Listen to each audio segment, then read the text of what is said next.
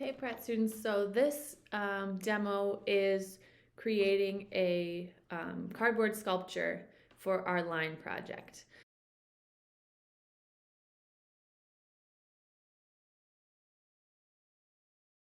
I'm going to start by just kind of cutting up my Cheez-It box into some pieces that I can use. So there is my zigzag line, and I'm just going to attach that to my cardboard base. I'm going to fold it down so that it stands up nice and straight. And then you've got a couple options for how to attach it. You could try glue or tape. With glue, you'll just want to be patient and make sure you wait for the glue to dry. With tape, it'll go a little quicker. So I'll do tape for this demo. So just taping along here and adding a little more tape on this side. I think I'm going to put another piece of the Cheez-It box behind, but I want a different, so I'm going to have two kind of layers like this, but I want a wavy line instead of the zigzag that I cut. So I'm going to crease this a little better, and then I'm just going to cut off those zigzag top and have a wavy line, so I have a different type of line already. So just up and down and up and down. So there is my wavy line instead, not as sharp as the zigzag line, a little bit smoother. So then I'm going to have that kind of behind. So you can see it's a little bit difficult because cardboard is the same color, but I have one zigzag piece and one wavy piece. I'm going to tape that down as well. And I'm going to try and cover my cardboard with some tin foil. I'll cover one of them so that it's a little more interesting and you can start to tell the difference between my two pieces. So I'm going to cover this wavy piece in my tin foil. So I had it folded up, unfold it, and see if I can just cover this piece, kind of fold it to follow that wavy line.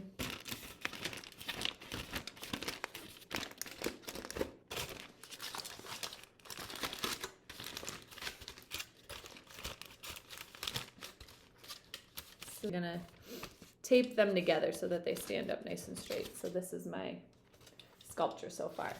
And again, it doesn't have to look like anything real. It can just be abstract. It's just about creating different types of lines. That's the basis, like we've talked about, for all sorts of different artworks, sculptures, drawings, paintings. Any mark you make basically is starting as a line. So I just created a roll of tape, and then I'm going to tape my zigzag piece to my tin foil. So I'm creating something like that.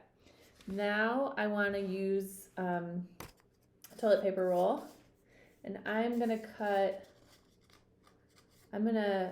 paint this first. So I'll take a pause and paint this, and then I'm going to cut kind of a spirally line. So that'll be another line type.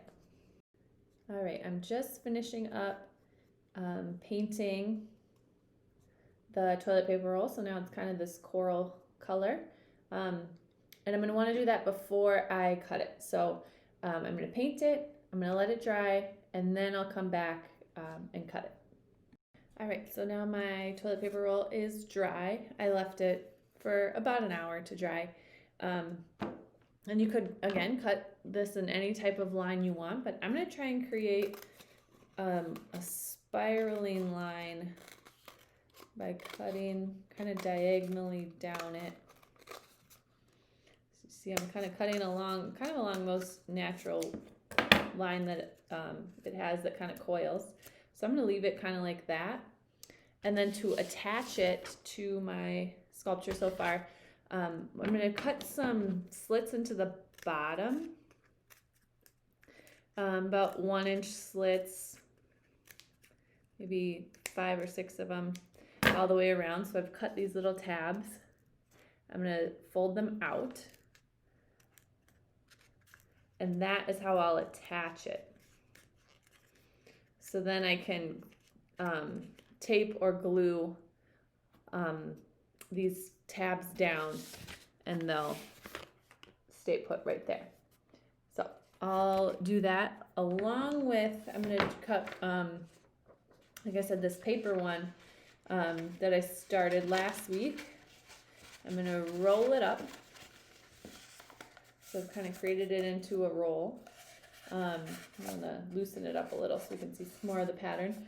I'm gonna tape it together. So this will just be kind of another 3D, another interesting piece. And this one I'll just cut with probably another diagonal line to get kind of that coil, spirally coil again. All right, so now I've got these two kind of interesting shaped pieces. And I'll do the same thing, cutting the tabs in the bottom. And you fold these out to connect your two pieces. So folding them, kind of creating a crease.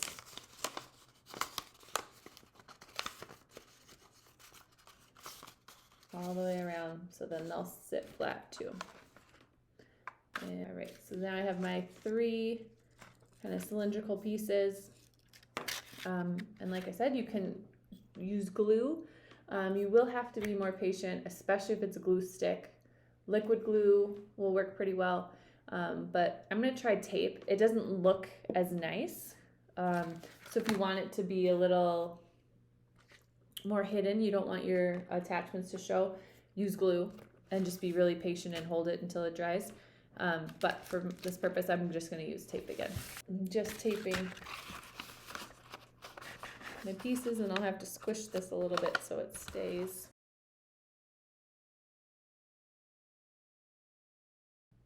All right, so I attached my three kind of cylinder pieces on the front.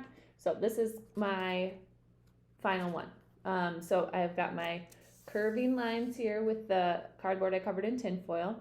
My zigzag lines here that it's kind of they're hidden behind with just my regular cardboard. I've got my painted toilet paper roll that I cut my diagonal line to kind of create a spiral. And then I also cut diagonal lines in my two paper pieces. So this is all just stuff I had laying around the house. Like we've talked about, it doesn't have to be fancy art materials. It could be a cereal box, a toilet paper roll, and a piece of paper with some tape. That's all it was.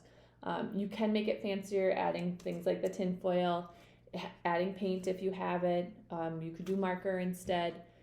So there are ways to kind of spruce it up, make it a little fancier if you have it, if you choose to. And again, your lines and your sculpture will look different depending on what you like. So make it your own, make it unique.